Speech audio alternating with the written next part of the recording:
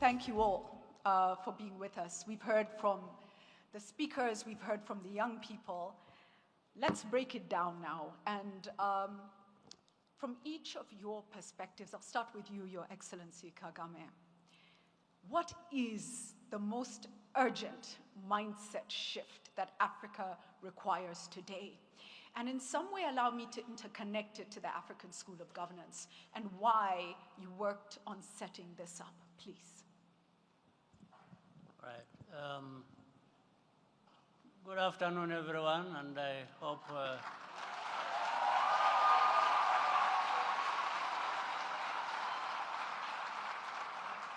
first of all, I want to thank you for being here, and most importantly, our guests, the leaders who came to join us on this day. And I want to thank my colleague, co-founder of this African School of Governance. And so now, the meaning of it all, the African School of Governance, and then the mindset reset. I think a number of speakers who spoke earlier, from President Mbeki to CD of African Development Bank and Francis Gatari earlier, they made very important points, indicating what Africa is, what the African problems are, what African solutions could be, and every one of us in between, and what we can contribute. I think everything was well put. So in the mindset reset, we should be questioning ourselves really and seriously. Because if we look back in history for a number of years, Africa has gone through so many challenges, and Africa has made progress in many areas. There's no question about it. Where our Africa was 50 years ago, and the thinking, it's not where Africa is today. Africa has made much progress,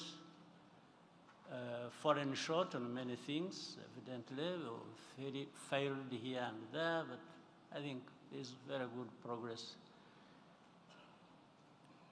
And the most complex problem we have to face is, and having heard from the leaders who spoke earlier, it seems Africa has everything in place to succeed.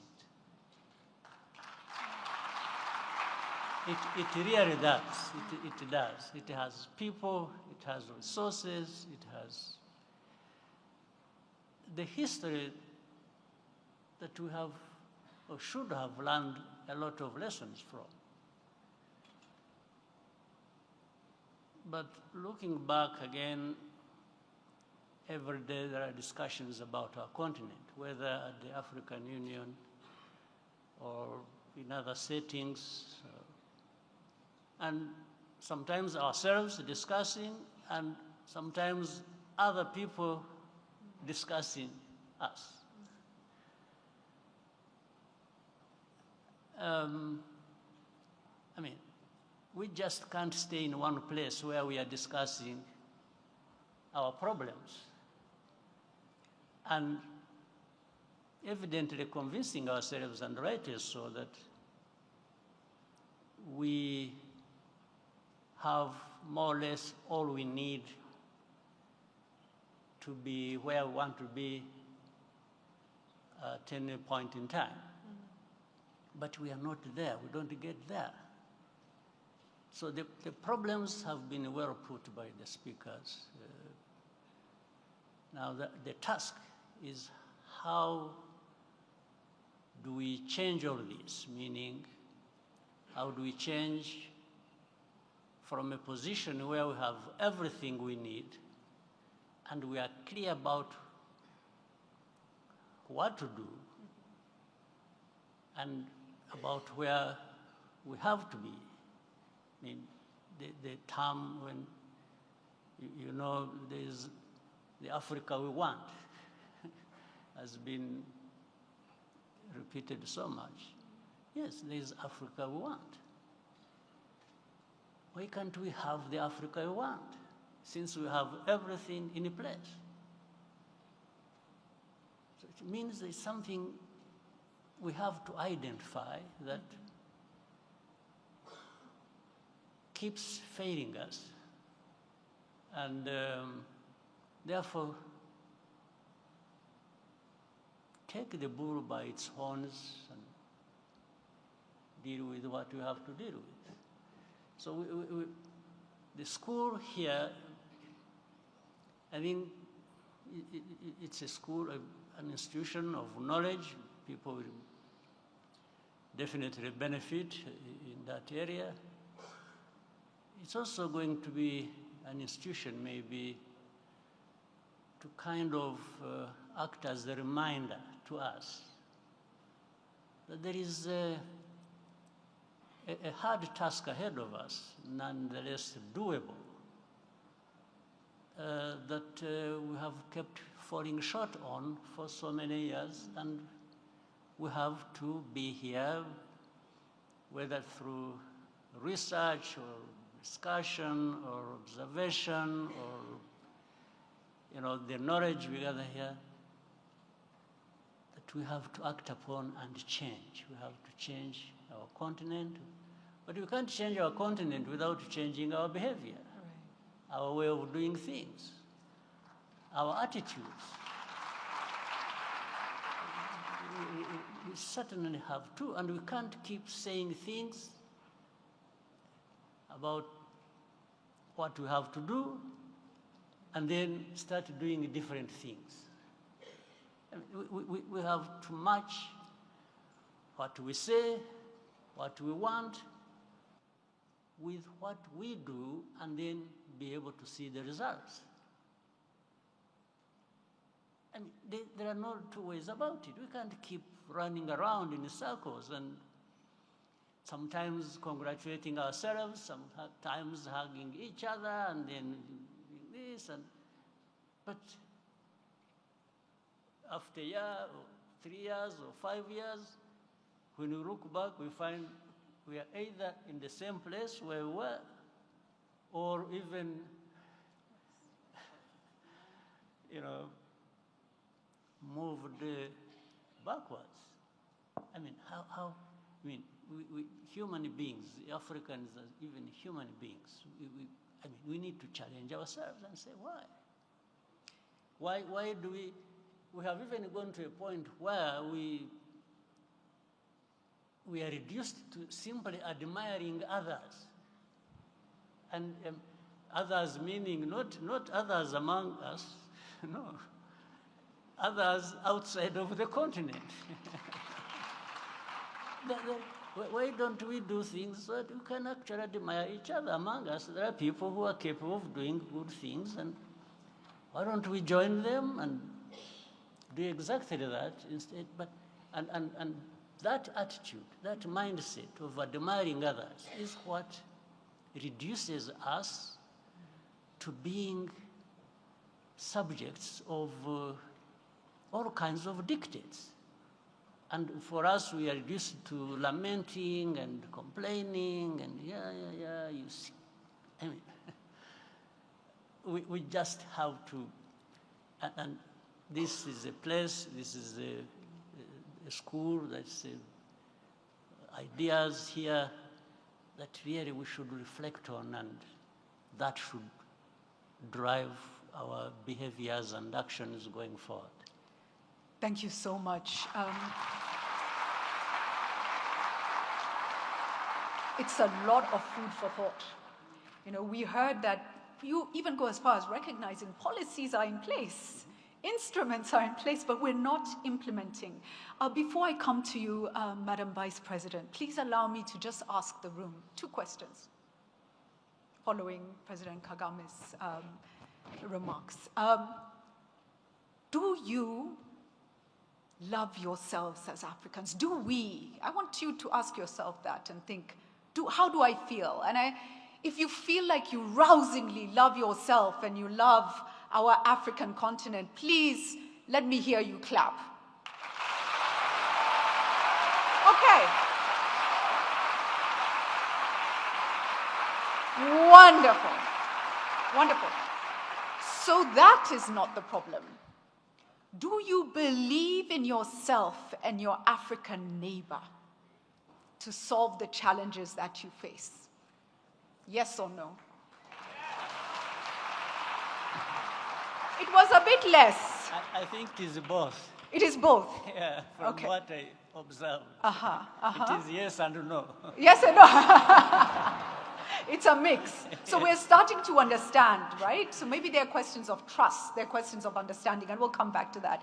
Madam Vice President, I think recently we saw you make a commitment around digital protocols that will really aid the African continental free trade area, and I think there's something coming up with Ghana, Zambia, and Rwanda, I believe. And so you're in that space of doing, and so I want to recognize that before I pose a question. Let's give her a round of applause for really driving transformation that will help payment systems, that will help digital identities, that will help so much for trade in Africa. When you look at the mindset issue, what do you think is the biggest problem we're facing? What is the mindset we need to shift? Thank you very much. And let me greet everybody in this room. Thank President Kagame for this kind reception, and to send you greetings from my President, John Dramani Mahama, and from the beautiful people of Ghana. Madam, thank you. Thank you for your question. What is missing? That's a very important question, because we have not been short of policies, of plans. We learned from primary school going forward what Africa is endowed with, and that is positive. So why are we here? I want to recognize the speakers who have come before me in the plenary and so on, and to say that I feel one of the things we are missing is to understand our history. Who have we been? Where have we come from? And then why are we here? What has our past been like? Who has been telling our story? Who is defining who we are and who we can be? So it is taking agency. It is taking action. It is about taking charge of who we can be. It is not about others defining for us. And this takes us into what our forebears have done. We are talking about from Pan-Africanism to Meta-Africanism. Pan-Africanism was at some point a radical expression of continental unity for a reason.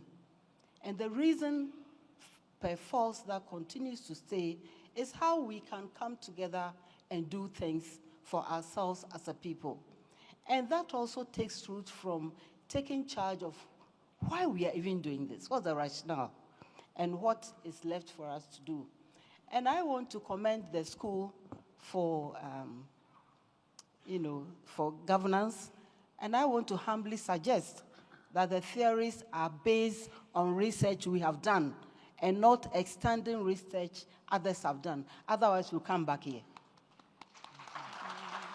So I want us to comment on the way in which we even conceive our curriculum. So going forward, yes, we are here. Why are we here?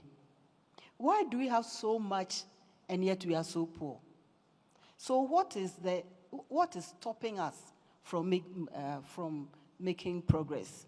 I had a conversation with a friend who was telling me, oh, we lack the expertise. And my question was very fundamental. How old are their expertise? How old are their experts? What will it take for us to train our children that we know are bright and are capable and are willing to learn? So what is stopping us? And if somebody tells us also, oh, we don't have the equipment, how much does the equipment cost? And how much are we spending to support other people's equipment? So you see, we need to go back to the fundamentals and then imagine something that our Pan-Africanists imagined of a continent capable that can go into negotiations with the proper information, education, the confidence, and the willingness to do what it is that helps our continents to grow and be sustainable. That is also very, very important. So we should move ourselves from a position where we think others must do things for us. No. Nobody should be doing anything for us. We'll be doing it for ourselves. And it's about time. Okay, we need to move away from, you want to do your budget and how much is somebody is bringing you, how much is the person not bringing you. All that time wasting, spend it on how much you can give yourself. So it is about putting the self forward. It's about putting the country forward. We've done a lot, so let's not give up. Yeah. Wow. So much has been done. We have our blogs and so on. Yes, we are not perfect. We have a system we need to continue to grow. We have, like everybody else, but we need to be focused on the vision. And the vision is to have, as President said, the Africa we want. We cannot just have an Africa we want. We must have an Africa we work for and contribute for. Wow. Thank you. Thank you so much. And an Africa we are willing to sacrifice for. Thank you very much. Wow. Thank you for that. I mean, when you look at the African continent, our power is growing globally. Whether we realize it or not, we are relevant and our power is growing, and we must take that space. I think you're invoking knowledge and understanding. If we don't know our roots, if we don't know our history, if I don't know what made my grandmother bleed, the same thing can make me bleed tomorrow. Why? Why make the same mistakes? Why do we not understand that our own nutrition that was turned into orphaned crops, we stopped eating certain things that are now being studied as medicine, right? So we must connect back to the knowledge and have that self-belief. Your Excellency Haile Mariam Desalegn, you a part of this Africa School of Governance, you understanding the need to give back and build a cadre of leaders who see these things, who understand these things. What do you think is the biggest mindset challenge we're dealing with? Thank you so much. First of all, let me recognize my leaders here with me in the panel. President Paul Kagame, the Vice President of Ghana, and President Thabo Mbeki. First of all, I think I would say I became co-founder standing on the shoulders of the African giants you see here. I think when we started this discussion, I was Deputy Prime Minister and Foreign Minister of my own country. By the time, I remember 2 of the giants are here, and the rest, my giant, which is the former Prime Minister Meles Zenawi. He is a global mind. And also President Bouteflika of Algeria, and as well as President Obasanjo, of course. He was not able to join us today, but he was part of that journey. This core of the African leaders were the ones who were discussing on issues while we were listening to the details of what should be done to our continent. I think now this school is the culmination of those discussions that has been taking place for several years. In the formation of African Union, transforming from the OAU, this discussion was in the place. When we celebrated our 50th anniversary of the OAU and transforming and designing Agenda 2063, this discussion was there. To me, Agenda 2063 is a meta-African agenda, which contains all of the ingredients we are talking now. And President Mbeki also mentioned on the policies and programs we set for ourselves. The blueprints are there. So what's lacking? So we felt that, everybody was discussing. Even in that discussion, we were very clear from the composition of leadership in the African continent. I want to be frank and candid. From the composition of leadership in the African continent, it was very clear that even the current leadership in majority is not fit for the African continental transformation. It's because of the mindset, which is more of not developmental mindset, but a rent-seeking mindset, which dominates. So I met, before coming to this meeting, a Chinese guy, and he was telling me, I see some progresses and growth in some African countries, but most of them are stagnant. Even some of it are decaying. So, why? It's simply because there is a need to change the political economy from rent-seeking dominated political economy to a developmental political economy. And that calls for nothing short of leadership. Right. So leadership is a key. Therefore, there are a number of issues that we can mention, the mental setup or the mindset that has to be changed.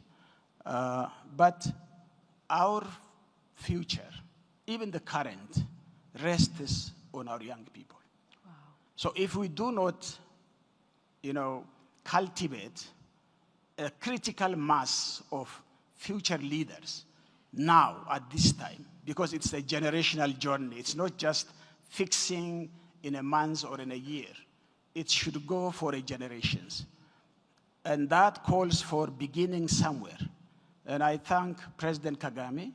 So that discussion, when I was out of office, I raised this discussion to him. Mm-hmm. I said, President, you have been discussing this issue for several years, but the progress is still stalling. What can be done? Then he has the vision of doing this school, and I subscribed that vision and shared that vision, and we started this school as a place where there will be a movement, a practical movement like this one. This is a big movement now. So if we don't participate our masses, as President Mbeki was saying, we cannot change Africa. Right. So only political elites cannot change Africa. Only business elites cannot change Africa. We need the masses behind the agenda.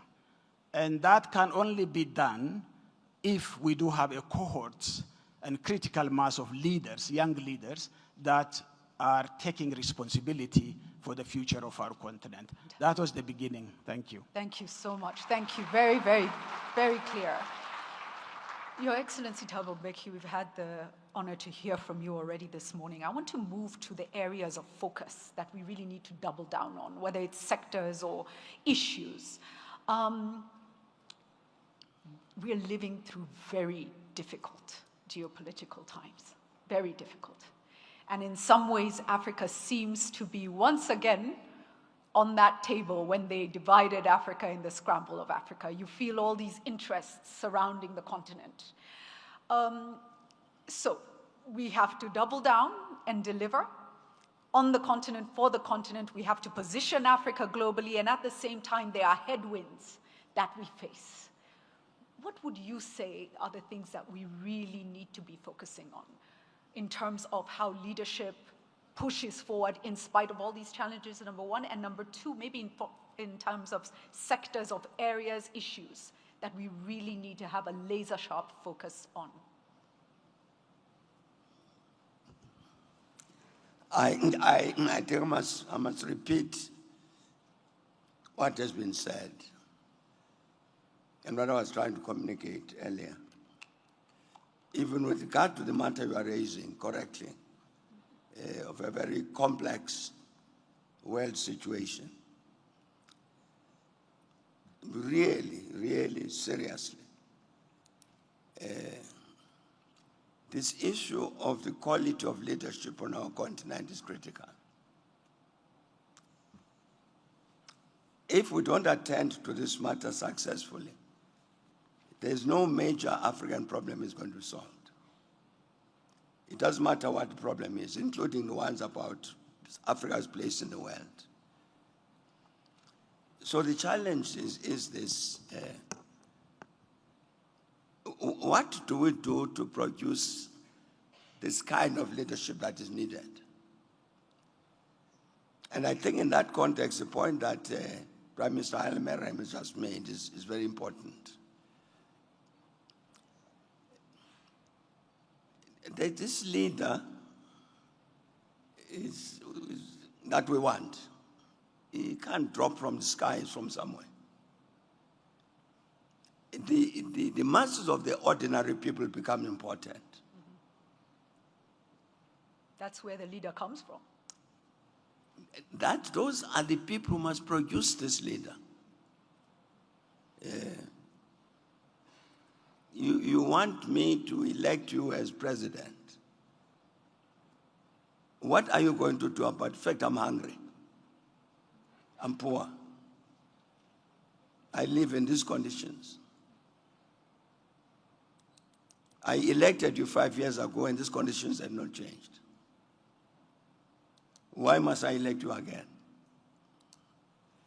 So I'm saying that we have this critical challenge. How do we produce this leadership? We had, in our history, correctly, this matter that's raised. The continent struggles for its liberation. You have a Kwame Nkrumah from Ghana who attends the 5th Pan-African Congress in 1945 in Manchester, in England. So you can see this history. This is somebody who's very steeped in this matter. Ghana must be free, Africa must be free. What must we do? Well, the Vice President was saying, ready to sacrifice and all of that. Paul Kagame is sitting next to me. Particular challenges in Rwanda, which must be addressed. And they'll also mean that certain sacrifices must be made. So those conditions dictate a certain kind of behavior.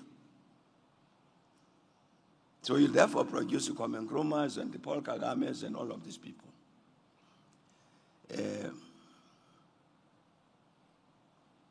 But we can't say, can you recreate those conditions so that we continue to have these leaders? No. A new situation arises. Prime Minister is saying, a new situation where we take over our countries, we're running our countries. This leader who said our task is to make sure that our people are liberated. And I'm ready to die for that. The next generation, or maybe even that leader, they are now in power. What next do I do? Put money in my pocket. Self-enrichment. It's a very prevalent problem on the continent. But I'm trying to say, Julie, that there's a question that all of us must ask and answer.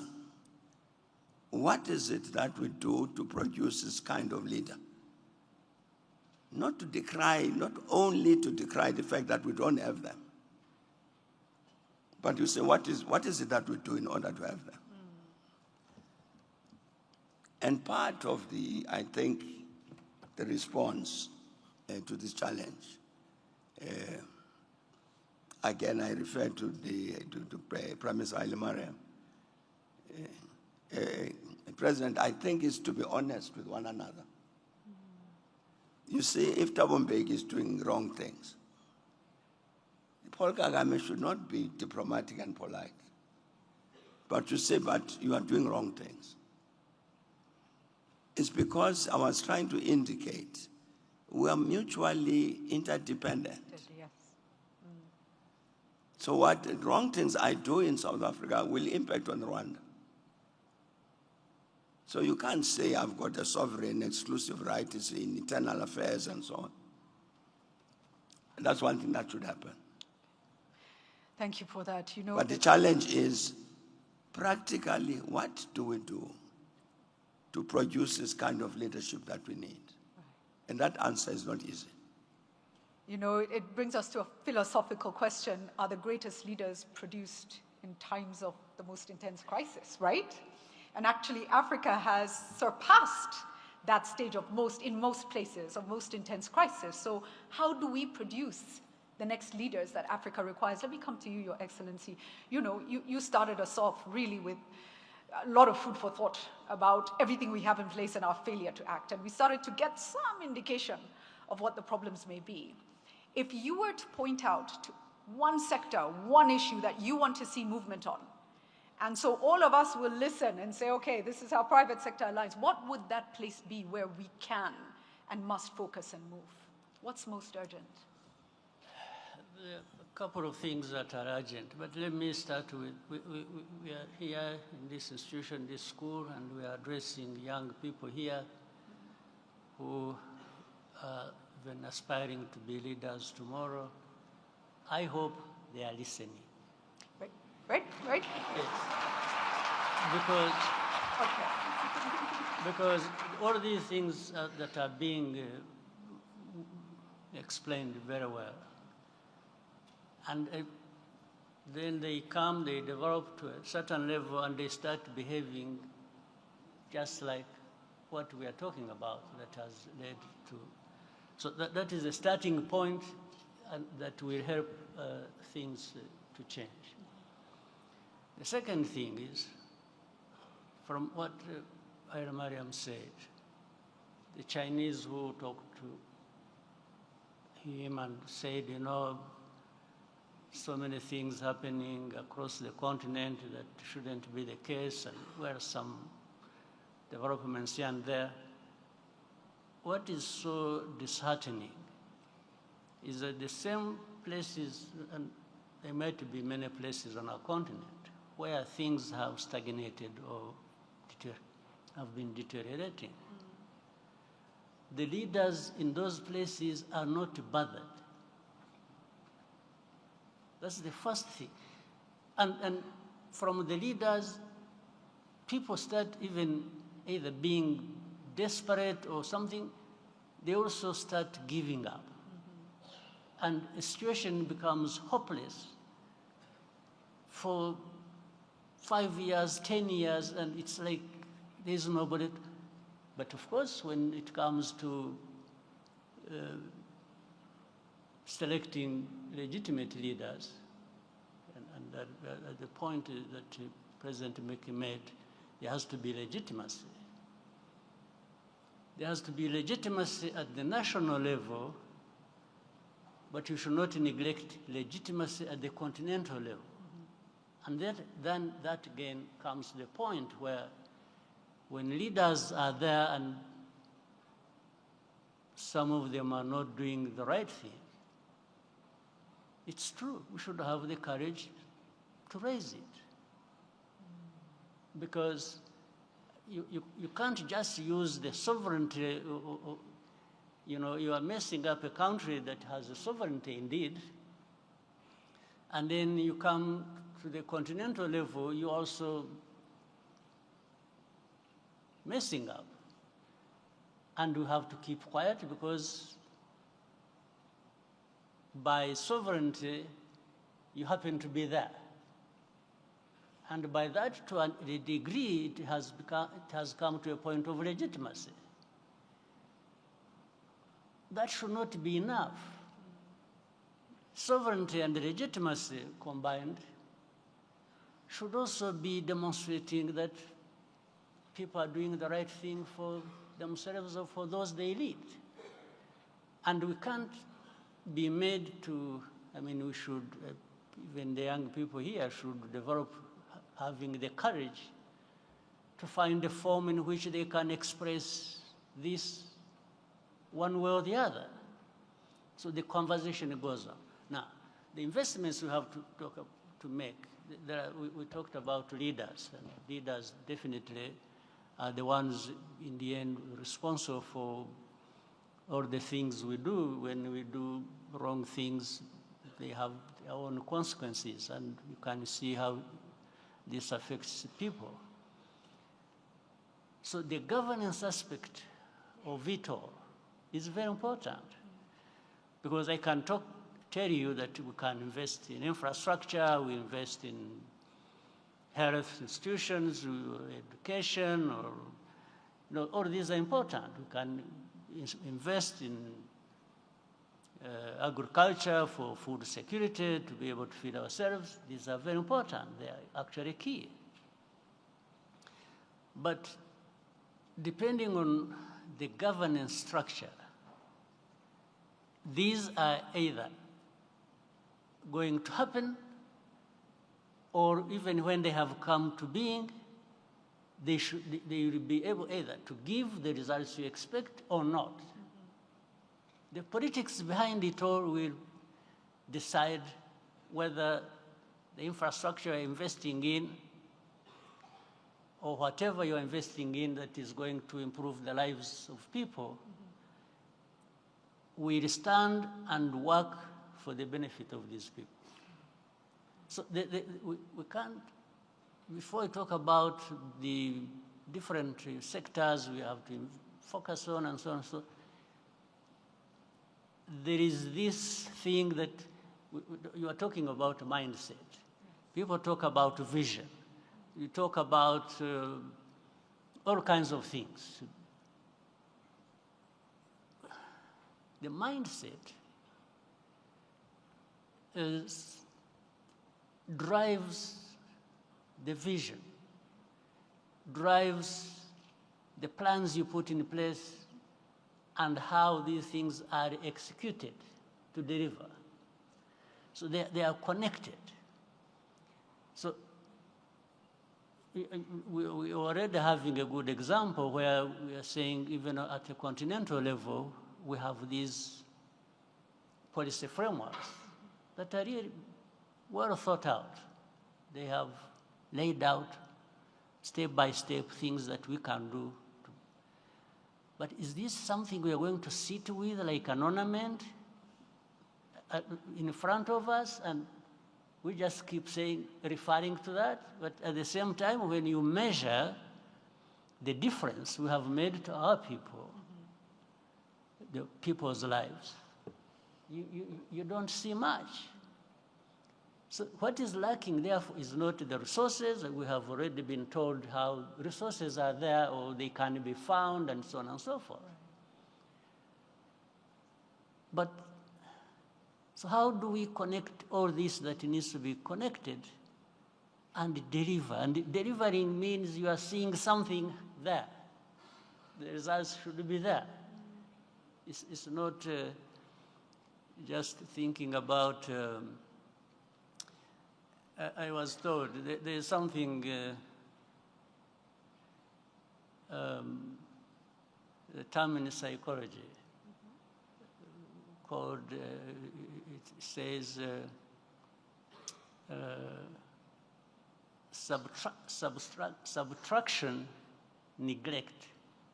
Subtraction neglect is driven by a certain bias or understanding, where subtraction means loss, and addition means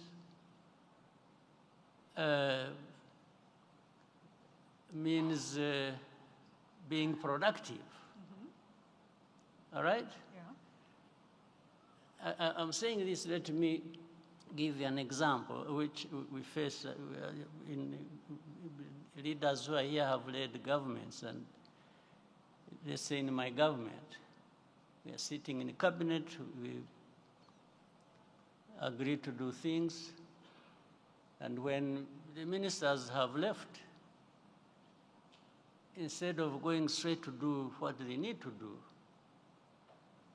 you hear when the next cabinet, when we meet, they say, okay, what is the progress? Minister, where are we? And then they start telling me, yeah, we set up a committee, and then, you see, so there is everything, the committee, and then the process, then another layer for approval of something, and instead of going straight to the point, and because it was discussed, it was understood, all that remained was to just go and do.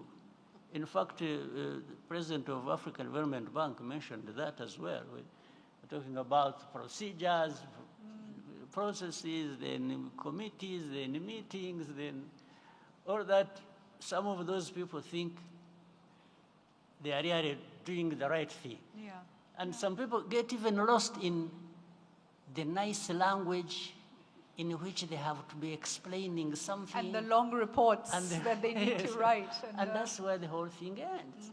So imagine if you are going to deliver on infrastructure and you have to go through this process. You won't. I mean, by the time electricity is going to be delivered, I mean, some people will have lost their lives because they... Yeah. What we are talking about is the boldness to act, the courage to do things. Absolutely. There's no question about it. You need to do, because anyway, even if you are fearing to make a mistake, you're already making a mistake. By not doing anything. By not doing it. So what is the excuse? Can I, as I thank you so much, Your Excellency. My mind says some of these things were put into our policies and practices to slow us down. Yes. Some of these things in our organizations exist to slow Africa's progress down. There is no question about it. So you need to keep answering questions, checking yourself, doubting yourself, going back, bureaucracy in your system strategically to slow you down. These things will make you go to sleep, happy, thinking you are fine, but you're not. They lull us into a place of security Absolutely. when we are in danger. Vice President, let me come to you. Tell the room, what gave you the boldness to start doing some things that many other countries haven't stepped into, but you are doing? Where did that come from? That's a good question. And I want to agree with President Kagame that we need to go beyond setting up a committee to review the report of the previous committee to give us recommendations about the next committee. We need to go beyond that. So, Mr. President, I share your frustration, and I think that we all need to take cue. Thank you very much.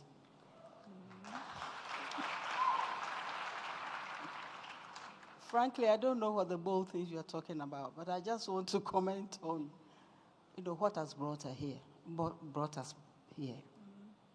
And it's about some frustration we are all feeling that we are not making the kind of progress we should make. And the bottom line is, how do we affect all of us? Those of us in this room, with all respect, let me say that we are privileged to be here. How about many, many people who are not here? And how do our activities, our actions impact positively on the others? We are talking about activities that have not been executed. And I think part of it has to do with what has formulated the building blocks that have brought us here. If we are trapped in a place where decisions are made for us, where you are only carrying out decisions others have made, then definitely there's only so far you can go. If you've been part of that formulation of that decision, you will see where it should end. And then you will ask questions, why are we here? So, to answer your question directly, I think paying attention to capacity building is important. That was why I was very interested in the school. So we are not raising our youth the same way that has brought us here. So how are we raising them differently? How are we teaching differently? With what, information in the, let's say, curriculum, for lack of a better word? How do we move from becoming a victim of this circumstance to an active, an agent of change? What will it take? Yes, it will take some courage, it will take some sacrifice, whatever, but you need to ensure that you are taking that decision. And you are not taking it because you alone think you are the only smart person to do it. No, you are taking it along with people who are going to work with you to realize that particular conclusion. So I think that capacity building is going to be very, very important, and building the capacity differently from how we have inherited it. Otherwise, we'll keep asking the question, why are we here? Why are we here? Good question, where should we be? And what will it take? Thank you very much. Thank you so much. Thank you so much. Same question, Your Excellency Haile Mariam Desalegn. What actions now? What do you feel is needed? I think I would go for a story. You will somehow bear with me. Most of the audience here knows the Grand Ethiopian Renaissance Dam. Yes. But most of you do not know the genesis of that. Ethiopia in 1970s was a poster child case where 70% of our people in the rural areas were food aid recipients. When the government I served came to power, we learned we were trying to go the same way as others were going, but after 10 years, we recognized that we are at the same place, never moved. Still, our people are food aid recipients. So then we sat down and said, what's the problem? So the first thing is, people focus on white-collar projects.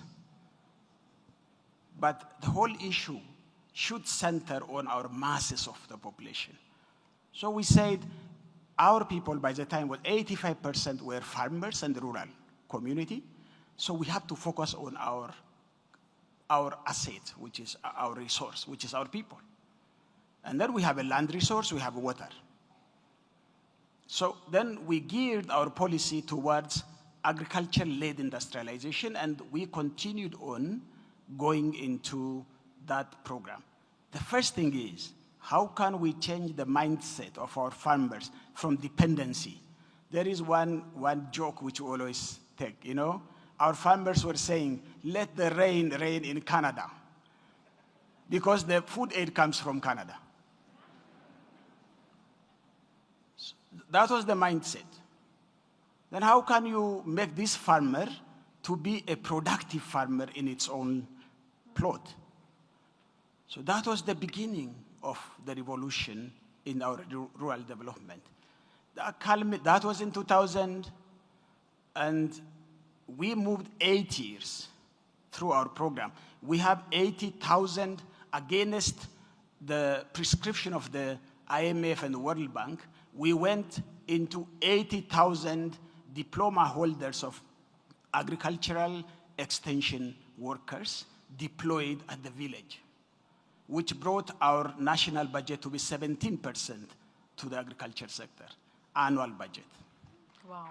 So I think that has revolutionized the rural areas, and the mindset has changed. In 8 years' time, our farmers have got a breaking point where we produced, 30 quintals, which is almost 3 tons, from only 0.8 tons in the beginning. Wow. That has created savings in the country because the masses, when they save, it's huge amount. And our saving to GDP ratio has reached 42%, which is only seen in countries like China. Then the money came. We were not able to build a single small dam in Ethiopia earlier, but this rural transformation has brought savings into money. We knew that this saving was going to the high-rise buildings in Addis Ababa. Most of you know that. Addis Ababa in 2012, we had 600 cranes all over the city. Every one of you understand. Because this agricultural saving went into wrong direction, into real estate. So the government has taken a policy that we have to lead this saving into productive sector where energy is critical for industrialization. So that's why we channeled this saving, and because the World Bank and others were not able to finance us because of their own political reason, then we finance it domestically. Even a herdsboy, let me tell you, even a herdsboy has a bond. Wow. Every community was mobilized. And we were able to mobilize, and therefore we built our largest dam in Africa, 6,000 megawatts. Wow, amazing. The mindset shift, when you see practically, not only this, for the first time in 2015, let me finish because this is a very good lesson that these young generation leaders to learn. In 2015, there was an El Nino announced that there will be a severe drought in Horn of Africa. We used to get food aid from somewhere, but we decided, okay, next year we have to make history. We will not get a grain of food aid on 2016 when this drought comes. This drought is the worst of its kind in the history of the country. But we were able to finance the supply from our own coffer, where we were able to come out. Then announce it to our people, we are now liberated from food aid. So that has made a very great morale to the people at large. Because we were known as a poster child case. Everybody in the Western countries, every NGO is begging in the name of that small child, which is starving. Ethiopia was synonymous to famine. But we turned that down, and Ethiopia is now surplus producer. So it is possible. Wow. And we have to remember the history of Ethiopia. If you go online and take a look, you will find Ethiopians riding with lions and fighting and making sure it wasn't colonized and then going through that. Your Excellency, come in. Yes. Let me say something on Yes. that.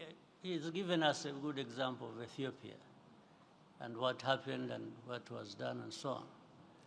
Let's for a moment think of Ethiopia as Africa, as a country. Let's say Africa was a country, just from that. And that is how the mindset is likely, the mindset change or reset is likely to work on our continent. Wonderful, wonderful. Can I say, allow me to bookmark this, that the Mindset Reset Forum has got to be about saying no to the IMF when we need to say no. If it doesn't work for Africa, we say what? No. And you've told us it also happened, I know, in Rwanda, it's happened in other countries where you've made a decision going against the grain. And then this is where maybe one of the important things is how we continue to finance our own development is a very, very important thing. We've got to wind up because of time. We could go on and on. I want to come to each of you to briefly, maybe this is the most powerful segment. I don't know how you will wrap this all up in one.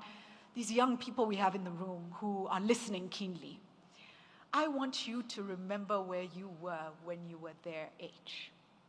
20s, 30. Your Excellency, I know some of where you were and what you were doing, yes. But remember, if you remember, look back at that age. Look back at that age. And you know, Vice President, you spoke about sacrifice.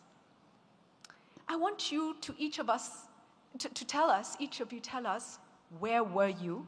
What mindset shift happened for you to bring you to where you are today? What contributed to build the leader you are today? Maybe that will be of help. Do you think that will be of help?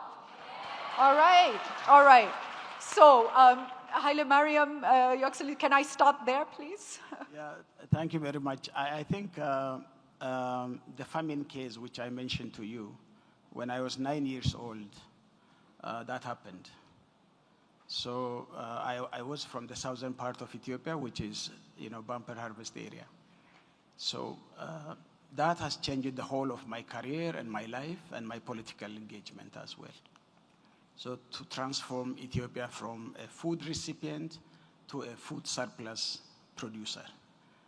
And that has been the case, throughout, even my education. I am a water engineer by profession because I wanted to be an irrigation engineer to change the whole thing in the country. Wow. So and the you whole have, thing was shaped. And you have. Yeah. I think that was what has, necessitated. Even my political life was designed and came because of that. And I'm happy that we made some progress, but there is a long way to go again. Yes, thank you. Thank you for that contribution, and congratulations that you were able to make a tremendous change. Madam Vice President, please. Well, I know that the audience is not interested in hearing my life story. We are interested. I think many things. And let me pay tribute to my parents, to my teachers. I think I had good teachers who taught us to read beyond the syllabus. And that was very helpful.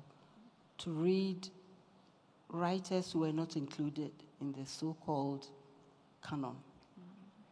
So that opened us and my generation or my friends to reading so many other things and other books about where we have been and where we were.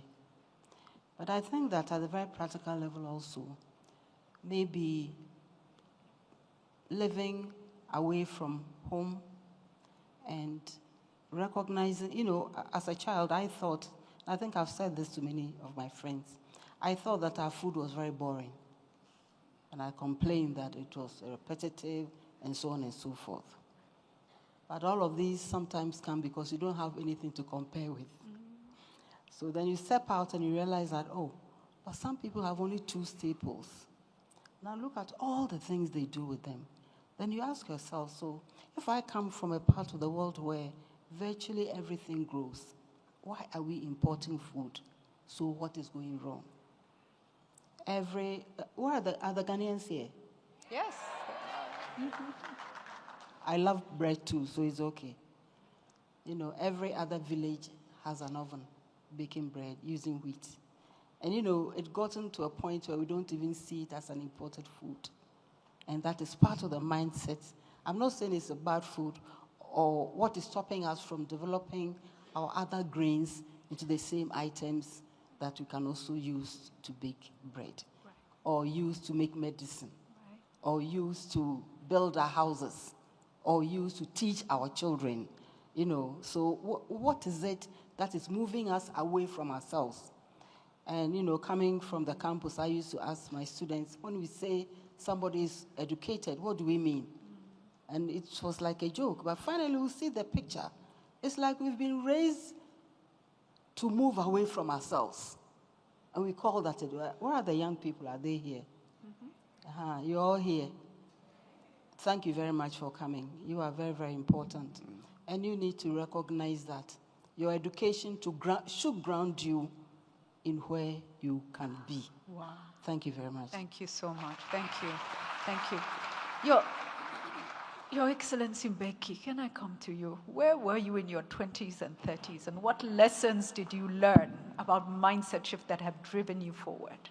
Well, we did leave you last, President Kagame. Let us. Okay, you want? Okay. Let us speak. Okay. We can. Go on. Please go ahead. Anyway, for me, it's long ago. I don't even remember. But on a serious note, my understanding over time is that we all don't have to go through similar things or difficult situations to turn out to be. No, whatever one goes through in life, there are moments when somebody should, again, you use the word choice. People, I think choice is important. People have to make choice about and identify what purpose they attach to their lives. And for me, when I was young, it was all kinds of problems, but that came with a silver lining, in a sense that they made a number of us who lived that life at the early stage to say we shouldn't accept this. And therefore we even risked our lives and said, it's just either it's your choice to live like this, meaning like nobody, and in those hardships, or to give it a fight because you don't accept it. So together with others, we made that choice, and we decided to shape the kind of life we wanted, irrespective of the fact that we were also aware by doing that, the life we are looking for may not be lived. Wow. Yes, we made that choice, very conscious about it. And later on, when we got involved in trying to shape the life we wanted at a very high risk. Of course, many people didn't make it through,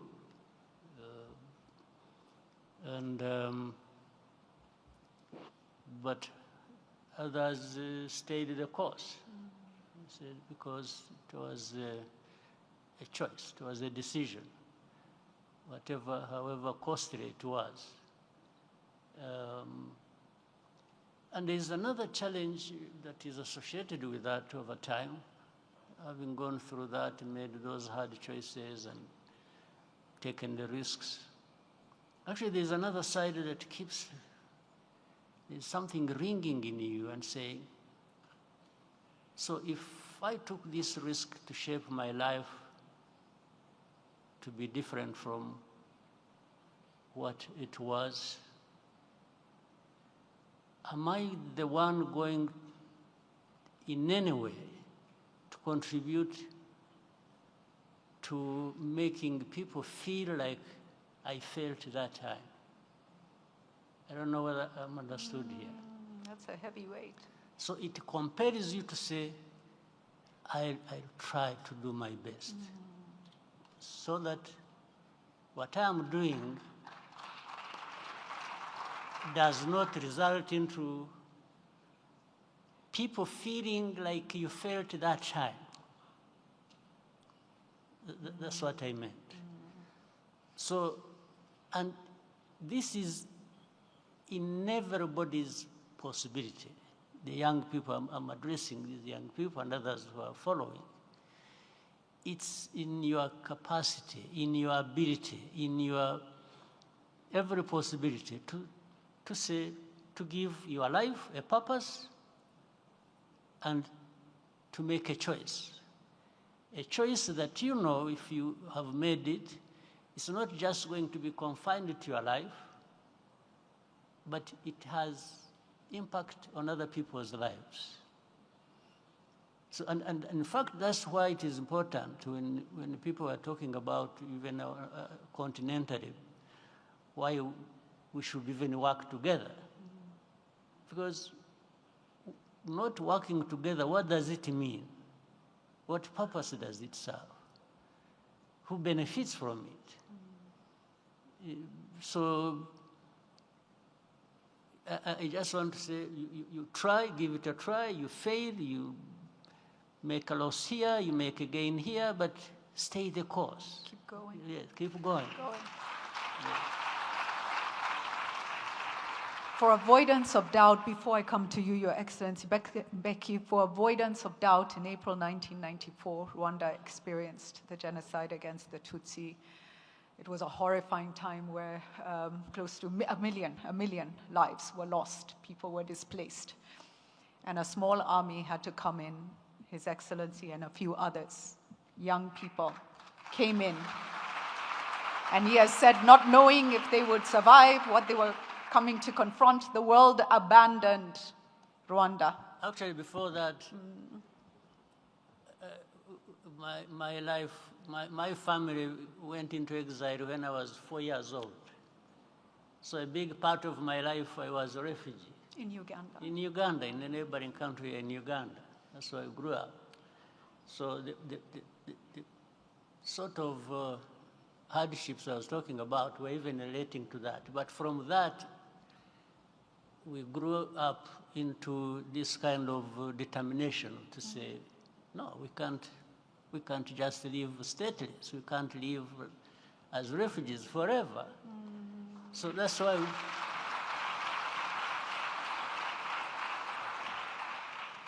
so the genocide in Rwanda had started long ago, in the early 60s. That's how I became a refugee with my parents.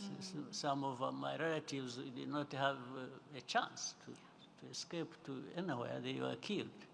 That time, in the 60s. So the 94 one was just a repetition of what had happened over years. It was in the 60s and then early 70s and then 94. So some people, naturally, humanly, they could have lost hope and lost everything and gave up. Others, some of them were saying, well, in any case, I have nothing to lose. So let me try this one. If I lose a life as a refugee, I don't think I have lost much. But I had to build something that was, so I had to try to build a life that is worth something, and that one could stand up and fight for. So those who were not lucky didn't make it, those who were lucky made it, but we can't make the same mistake as those who made us who created that situation. Thank you. And look at Rwanda. Look at Rwanda today. And so as young people, you have different problems. You have choices. You have to decide what you're going to do. You are in a different place. And hopefully by seeing the fact that those before us have gone through immense things, it gives us the courage to know that where we are today is a different place and we can conquer any of the challenges that we face as well. Your Excellency Becky, where were you and what's your message to young people? Where he was, some things are similar to mine. Like, Yes, of course. very similar to what President Kagame is saying. Well, you know, Julie, that we grew up in apartheid South Africa. So I joined the ANC Youth League I was 13 and a half years old. Joined, not recruited or anything, because it was clear to us as young people, the system is wrong, let's do something to change it. So that's how we become members of the ANC Youth League. So whatever the ages of the youth are here, I was in the struggle for the liberation of South Africa, whatever the years. Because that thing which was wrong had to be corrected.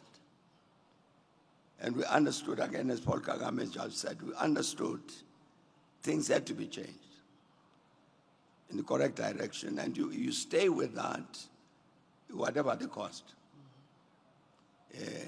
For instance, all of us, I had 4 siblings, 3 brothers and 1 sister. All of us left home at about the age of 7. So we always grow up not at home, but with other people. The reason for that is because the parents knew that at a certain point, they would get arrested and get sentenced to jail for many years. So we had to get accustomed of growing up without them.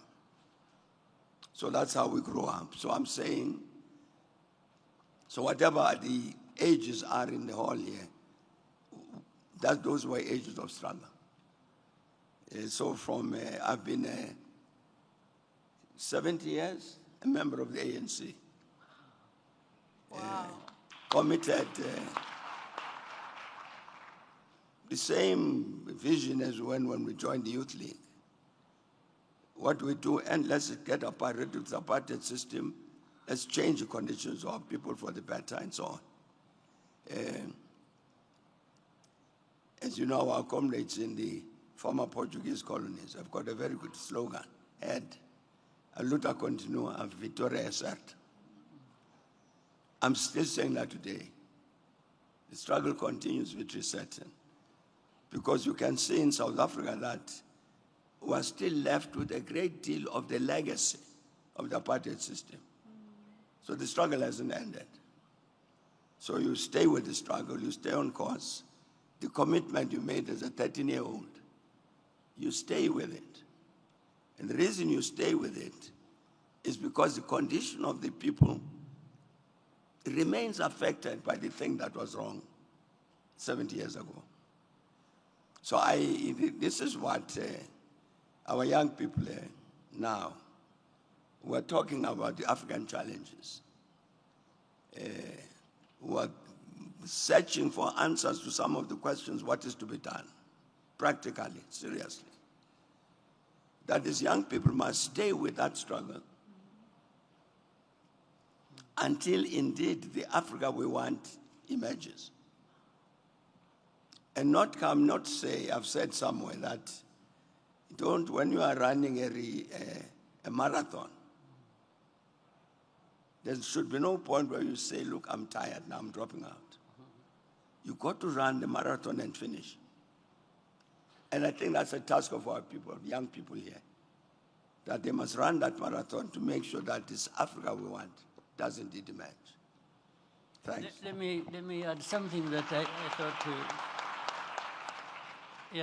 When I was talking about my case, and which is similar to President Mbeki's, as you said, fighting for a cause and so on. A couple of things have to be borne in mind, and that will help. One, you have to choose again. You have to be selective. There has to be justification for a fight. Don't just pick fights for the sake of it. I know young people are hot heads, and it would just feel like we went through that. We know what it means. So don't just pick a fight because you can't fight. Choose a moment. Choose what for. And it must be a just cause. And when you have been clear about it, you've done all the checks, then give it the fight it deserves. But be selective. Wow. Choose.